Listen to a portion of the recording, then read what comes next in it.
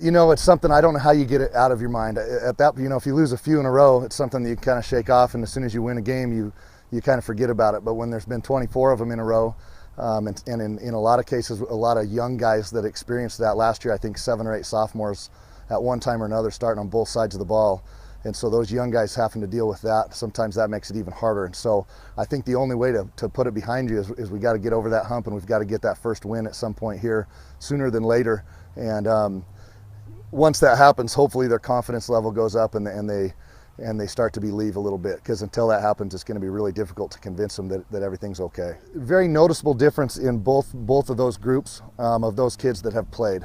No doubt about it. I feel bad for those kids. Some of them were a little undersized and were definitely overmatched at the 5A level for sure.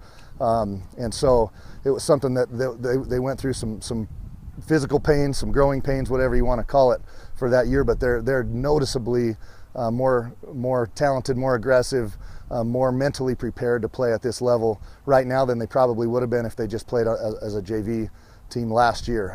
It's hard to say what would have been better for them. You know, maybe having a little success as a JV team versus getting beat up a little bit, but now they feel like they belong. So I feel like we're in a good place with that group of kids, and that junior and senior class both are definitely going to help us out this year.